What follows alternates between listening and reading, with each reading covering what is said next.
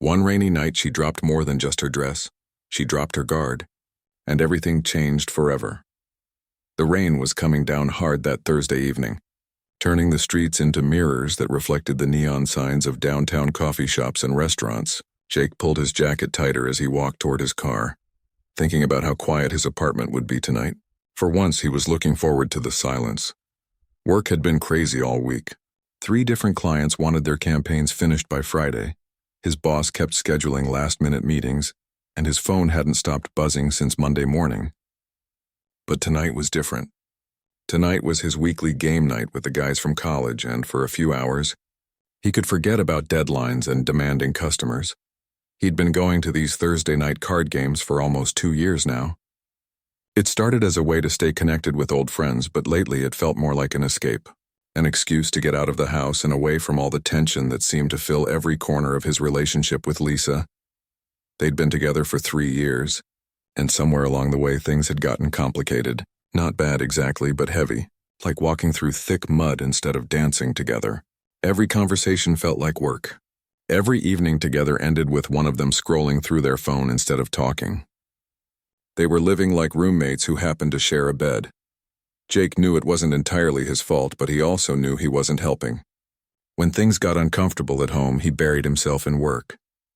When Lisa tried to talk about their relationship, he'd find reasons to stay late at the office or make plans with friends. It was easier than facing the truth that maybe they were growing apart. As he reached for his car keys, he heard the apartment door open behind him. He turned around, expecting to see Lisa with her usual tired smile and a quick goodbye kiss. Instead, she stood in the doorway looking different. Her brown hair was loose around her shoulders instead of pulled back in its usual practical ponytail. She was wearing that blue sundress he'd bought her last summer, the one she said made her feel pretty. But it wasn't her appearance that stopped him in his tracks. It was her expression. Lisa looked nervous, determined, and hopeful all at the same time. Her hands were shaking slightly, and she kept taking deep breaths like she was preparing for something important. "Jake," she said, and her voice was softer than it had been in months. "Don't go tonight." He looked at her confused. They'd talked about his card game that morning over coffee. She'd even reminded him to take his lucky quarter, the one his grandfather had given him. Now she was asking him to stay. "The guys are expecting me," he said slowly. "Tommy's been talking about this new poker strategy all week, and—" "I know," Lisa interrupted, stepping out into the hallway. The rain was still coming down, but she didn't seem to care that her dress was getting damp. "I know they're expecting you, but I need you to stay." There was something in her voice he hadn't heard in a long time, not anger or frustration, like when she complained about his work schedule. Not the resigned sadness that had become too familiar in their conversations about the future. This was different. This was raw and honest and a little scared. Jake put his keys back in his pocket without really thinking about it. "What's going on, Lisa? Are you okay?" Instead of answering, she reached for the thin straps of her sundress. Jake watched, confused, as she let the dress fall to the wet ground. She stood there in the hallway of their apartment building, vulnerable and beautiful and completely exposed in more ways than one. But this wasn't about attraction or physical connection. Jake could see that immediately. This was about something much deeper. Lisa was asking him to see her, really see her, maybe for the first time in months. She was asking him to choose her over everything else, even if it was just for one night. "You're not going anywhere tonight," she said, and when she smiled, it was trembling and hopeful and terrified all at once. Jake felt something shift inside his chest. When was the last time he'd really looked at Lisa? When was the last time he'd seen the woman he'd fallen in love with instead of just his girlfriend, who lived in the same apartment and shared the same problems? Standing there in the rain, watching her smile, that nervous, beautiful smile, he remembered why he'd asked her to move in with him in the first place. It wasn't just because the rent was cheaper, or because it seemed like the next logical step in their relationship. It was because she made him laugh. Because she sang off-key in the shower and left little notes in his lunch bag. Because she was brave enough to try new things and kind enough to volunteer at the animal shelter every weekend. Somewhere along the way, he'd stopped seeing those things. He'd started seeing her as part of the problem instead of part of the solution. But looking at her now, Jake realized that maybe they'd both forgotten who they were when they were happy together. He pulled off his jacket and wrapped it around her shoulders, not caring that his shirt was getting soaked. "Okay," he said quietly. I'll stay. Lisa's smile got bigger, and for a second she looked exactly like the woman who'd moved in with him 2 years ago, full of hope and excitement about their future together. Really? Really, Jake said, and he meant it. He pulled out his phone and sent a quick text to Tommy, canceling for the night. For the first time in months, he didn't feel guilty about changing his plans. He felt relieved. They went back inside, both of them dripping wet and a little embarrassed about their dramatic scene in the hallway. Lisa put on her soft gray sweater and made hot chocolate while Jake changed into dry clothes. But something had changed between them in those few minutes outside. The air in their apartment felt different, lighter somehow. So, Jake said, settling onto the couch next to her with his steaming mug. What now? Lisa looked at him with those same nervous, hopeful eyes. Now we talk, she said. Really talk, like we used to. And for the first time in longer than either of them wanted to admit, that actually sounded like something worth staying home for. The hot chocolate had gone cold hours ago, but neither Jake nor Lisa wanted to move from the living room floor. They'd started on the couch but somehow ended up sitting cross-legged on the carpet, facing each other with a pile of throw blankets wrapped around their shoulders. The clock on the wall showed 2:30 a.m., but time felt different tonight, like it had slowed down just for them. I almost left you, Lisa said quietly, her fingers tracing patterns on the blanket. Twice, actually. Last month when you missed my birthday dinner because of that client emergency, I packed a bag and drove to my sister's house. Jake felt his stomach drop. He remembered that night. He'd come home at midnight with flowers and apologies, and Lisa had seemed understanding. Too understanding, he realized now. What stopped you? I saw the photo on her fridge, the one from our camping trip last year, where you're teaching me how to tie that fishing knot and we're both laughing because I kept getting it wrong. Lisa smiled sadly. I remembered how patient you were that day, how you didn't get frustrated even when I asked you to show me 10 times. I thought maybe that version of you was still in there somewhere. Jake remembered that trip differently than he'd expected. He'd been stressed about work then too, checking his phone every few minutes and complaining about being out of cell range. But Lisa was right about the fishing lesson. For those 30 minutes by the lake, work hadn't mattered.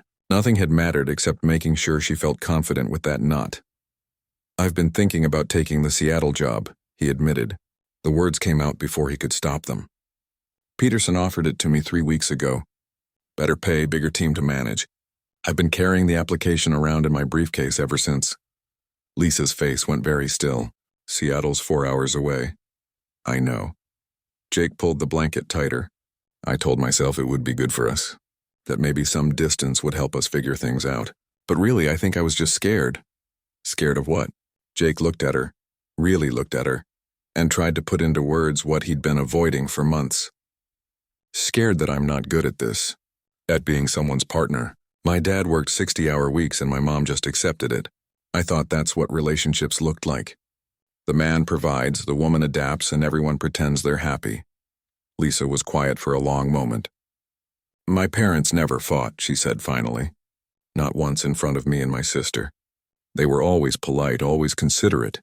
It wasn't until I was in college that I realized they barely spoke to each other at all. They lived like strangers who shared a mortgage. Is that what we're becoming? I don't know, Lisa said honestly. Sometimes it feels like it.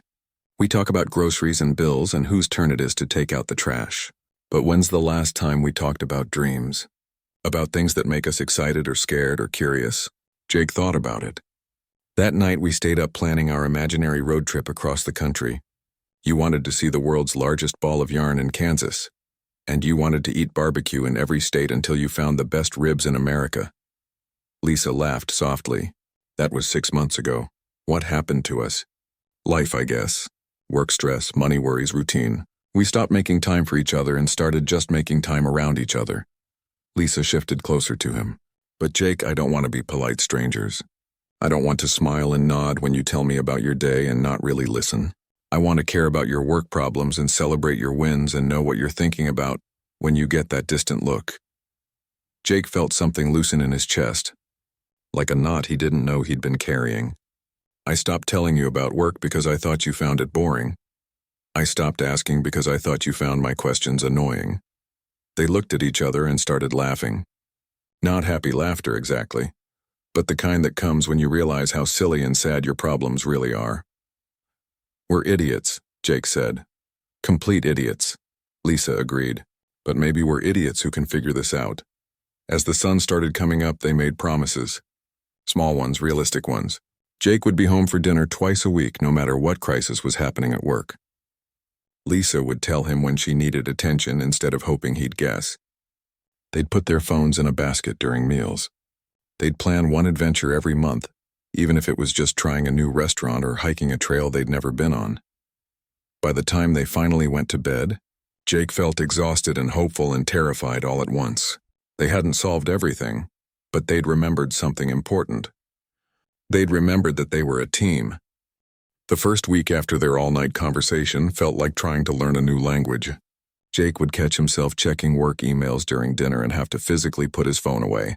Lisa would start to make a passive-aggressive comment about his schedule, then stop herself and say what she actually meant instead. It was harder than either of them had expected. Good intentions kept running into old habits like a car hitting speed bumps. "I'm trying," Jake said one evening, frustrated after spending 20 minutes ranting about a client instead of asking Lisa about her day. "I know I'm supposed to ask about your work first, but this guy just drives me crazy and—" "You don't have to follow a script," Lisa said gently. "I want to hear about your crazy client. I just also want to feel like you see me as more than someone who listens to your problems." They started going to counseling. Neither of them had wanted to, but Lisa's friend Rebecca had recommended a therapist who specialized in couples communication. The first session was awkward and expensive, and made them both want to hide under the waiting room chairs. "Tell me about your relationship patterns," Dr. Martinez said, and Jake immediately felt defensive. "We don't have patterns," he said. "We're just going through a rough patch." Lisa gave him a look. "Jake, you literally hide in the bathroom when I try to talk about planning vacations. Because you're afraid I'll suggest something expensive. I do not hide in the bathroom. Last Tuesday you spent 45 minutes in there with your phone when I brought up wanting to visit my cousin in Denver." Dr. Martinez took notes while they bickered, and by the end of the hour, Jake felt like they'd been dissected under a microscope. But Lisa seemed lighter walking out than she had walking in. The sessions got easier, but the homework was brutal. They had to practice having difficult conversations without getting defensive. They had to identify their triggers and learn to recognize when they were reacting from old hurt instead of present reality. Jake discovered he felt criticized whenever Lisa made suggestions about anything, even helpful ones. Lisa realized she'd been treating Jake's work stress as a personal rejection instead of just work stress. 2 months in, Jake's biggest client threw a fit about their marketing strategy and demanded a complete overhaul 2 days before launch. The old Jake would have stayed at the office until midnight every night that week. The new Jake tried to balance work demands with his promises to Lisa. He managed to be home for dinner Tuesday and Wednesday, but by Thursday he was falling behind and panicking. When Lisa suggested he just focus on work and they'd do their planned weekend trip another time, Jake snapped. "See? I knew you'd get tired of this whole thing eventually. It was easier when I just worked late and you just complained about it." Lisa stared at him. "I'm trying to be supportive. You're trying to let me off the hook so you can say I chose work over you again. That's not—" "Jake, that's completely unfair." They didn't talk to each other for 2 days. Jake slept on the couch and worked late because now he had a legitimate reason. Lisa called her sister and cried for an hour about how nothing had really changed. But on Saturday morning, Jake woke up early and made Lisa's favorite breakfast. Not because he thought food would fix everything, but because he missed her. Because fighting with her was worse than any client crisis. "I'm sorry," he said when she came into the kitchen. "I was scared and I took it out on you." "I'm sorry too," Lisa said. "I was trying so hard to be the perfect supportive girlfriend that I forgot to be honest about what I actually needed." They talked it through over eggs and coffee. Jake admitted that balancing work and relationship felt impossible sometimes, and he was afraid of disappointing everyone. Lisa admitted that she still didn't trust that she could ask for what she needed without being seen as demanding. Dr. Martinez called it progress. Jake and Lisa called it exhausting. But the fights got shorter. The apologies came faster. And slowly, very slowly, they started to feel like they were building something new, instead of just trying to fix something broken. 3 months after that rainy Thursday night, Jake was making coffee when his phone rang. The caller ID showed his old college roommate Danny, who now worked at a tech startup in San Francisco. Jake almost didn't answer because it was 7 a.m. and Lisa was still getting ready for work, but something made him pick up. "Jake, buddy, I've got news that's going to change your life," Danny said. And Jake could hear the excitement in his voice. "Remember that marketing position I told you about last year? The one heading up campaigns for major tech launches?" Jake remembered. It was his dream job, the kind of opportunity that could set his entire career on a different path. But that was before everything with Lisa, before counseling, before he'd started caring more about work-life balance than climbing the corporate ladder. "They want to interview you," Danny continued. "Actually, forget the interview. My boss has been following your work on the Peterson account. He wants to offer you the position straight up." Jake felt his stomach flip. "Danny, I can't just move to California. I've got a life here, a relationship." "Jake, listen to me. This isn't just any job. This is leading the marketing launch for 3 major apps this year. The starting salary is almost double what you're making now, and the company culture is incredible. They actually care about work-life balance. Flexible schedules, remote work options, amazing benefits." After hanging up, Jake stared at his coffee mug for a long time. Lisa found him sitting at the kitchen table 20 minutes later, still in the same position. "You look like someone just told you the world was ending," she said, pouring herself coffee. "Everything okay?" Jake told her about the call. He watched Lisa's face carefully, looking for signs of panic or anger, but she just nodded thoughtfully. "That's amazing," she said, and she sounded like she meant it. "Danny's company is the one that created that fitness app everyone's obsessed with, right? This could be huge for your career. It's in San Francisco." "I know." Lisa sat down across from him. "Have you thought about what you want to do?" The honest answer was that Jake had been thinking about it for exactly 20 minutes and felt completely torn.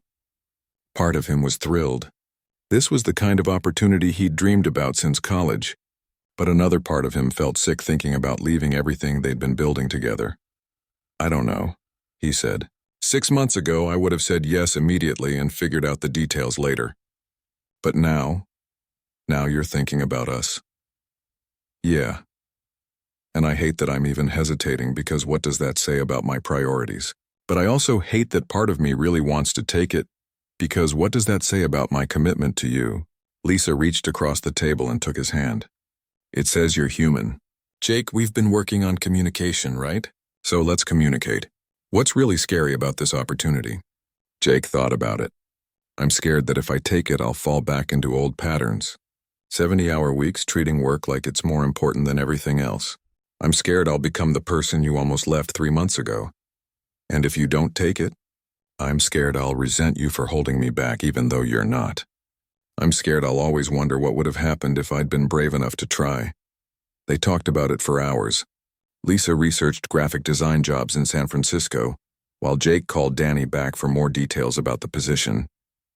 The company was willing to give him a month to decide, and they'd even pay for a visit so he could see the office and meet the team. "What if we both went?" Lisa suggested one evening. "Just for the weekend. I could look at the city, check out the art scene, see if it feels like somewhere I could be happy." Jake felt a rush of love for her so strong it almost knocked him over. "You'd really consider moving?" "I'd consider it," Lisa said carefully. "I'm not saying yes and I'm not saying no, but I think we owe it to ourselves to see what the option actually looks like instead of just imagining the worst-case scenario." The trip to San Francisco was overwhelming. Danny picked them up from the airport and spent 2 days showing them around the city. The company office was everything Danny had promised: modern, creative, filled with people who seemed genuinely excited about their work. Jake met with the team he'd be leading and felt that familiar rush of professional excitement he hadn't experienced in months. Lisa fell in love with the neighborhood near the office. There were art galleries, coffee shops that stayed open late, a farmer's market every weekend. She found 3 graphic design firms within walking distance that were hiring freelancers. But on their last night, sitting on the hotel balcony overlooking the bay, they both felt the weight of the decision. "It's beautiful here," Lisa said, "and your job seems incredible. The team clearly respects you already." But Jake could hear the hesitation in her voice. "But I keep thinking about our apartment, about the coffee shop where we had our first date, about your poker nights and my book club and all the little routines we've built together." Lisa looked at him. Is it crazy that I'm scared to leave our life just when we're figuring out how to make it work? Jake understood exactly what she meant. They'd spent months learning how to be better partners in their current life. Starting over somewhere new felt like throwing away all that progress. What if I negotiate with them? Jake said slowly. What if I ask for a remote-friendly arrangement? Maybe I could spend 1 week a month here and work from home the rest of the time. Would they go for that? Danny says the company is pretty flexible. And honestly, with video calls and project management software, most of what I'd be doing could be done from anywhere. The next morning, Jake had a conversation with his potential boss that surprised them both. The company was not only open to a hybrid arrangement, they were excited about it. Having someone based on the West Coast who could work closely with their East Coast clients was actually a bonus they hadn't considered. Flying home, Jake and Lisa held hands and stared out the airplane window at the country passing below them. Are we really doing this? Lisa asked. I think we are, Jake said, but not the way I would have done it 6 months ago. 6 months ago, I would have taken the job and expected you to figure out how to fit into my decision. This time, we're making the decision together. Jake's first month working for the San Francisco company was chaos. Good chaos, but chaos nonetheless. He spent 3 weeks in California getting trained on their systems and meeting clients, then came home to Portland to set up his home office. Lisa had decided to try freelancing, which meant they were both adjusting to completely new work situations at the same time. The remote work arrangement was harder than either of them had anticipated. Video calls with his team happened at 6 a.m. Portland time to accommodate the California schedule. Jake found himself working odd hours to collaborate across time zones. Sometimes Lisa would come home from a client meeting to find Jake on a call in the bedroom, trying not to disturb her workspace in the living room. Their first big fight in months happened when Jake had to cancel their weekend trip to the coast because of a project crisis. Lisa accused him of falling back into old patterns. Jake accused her of not understanding that his new job required more flexibility. This is exactly what I was afraid of, Lisa said, standing in their kitchen with tears in her eyes. You promised things would be different, but you're still choosing work over us. That's not fair, Jake shot back. I took this job because it was good for both of us. Better money, better opportunities. You're the one who encouraged me to take it.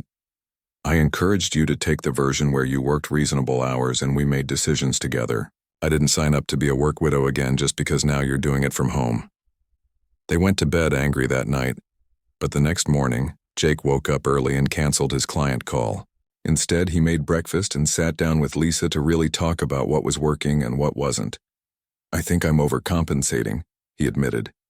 I'm so afraid of disappointing my new boss that I'm saying yes to everything. But you're right, this isn't what we agreed on. And I think I'm being too rigid, Lisa said. I know there's going to be busy periods and emergencies. I just need to feel like we're still a priority when the crisis is over. They developed new systems. Jake blocked off certain hours as completely work-free no matter what was happening in California.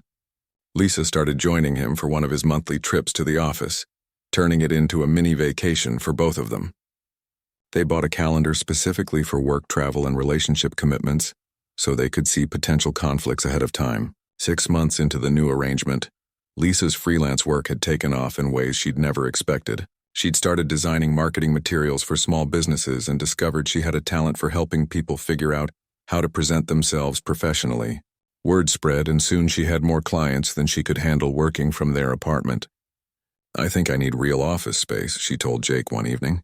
And maybe an assistant. Jake looked up from his laptop where he'd been reviewing campaign data. That's amazing. How do you feel about it? Terrified, Lisa said honestly, but also really excited. I never thought I could run my own business, but apparently I'm pretty good at it. A year after that rainy Thursday night when Lisa had asked him to stay home, Jake found himself working late again. But this time was different. He was finishing up a project early so he and Lisa could spend the weekend exploring a new hiking trail. His team in California had just successfully launched an app that was already climbing the download charts. Lisa's business had grown enough that she was considering hiring 2 part-time employees.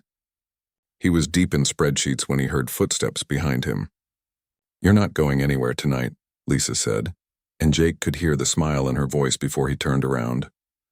She was wearing her old pajamas and holding 2 mugs of hot chocolate. When she smiled at him, it wasn't desperate or pleading like that night a year ago.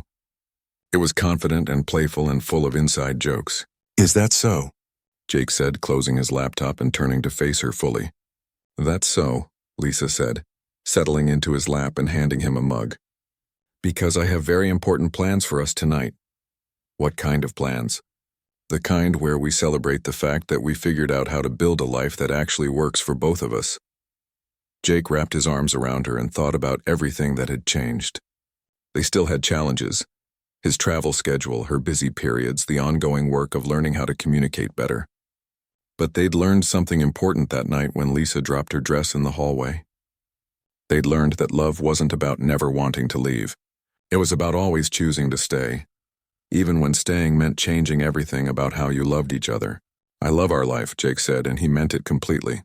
"Even the messy parts?" "Especially the messy parts." Outside it started to rain again, just like it had that night a year ago. But this time neither of them wanted to be anywhere else.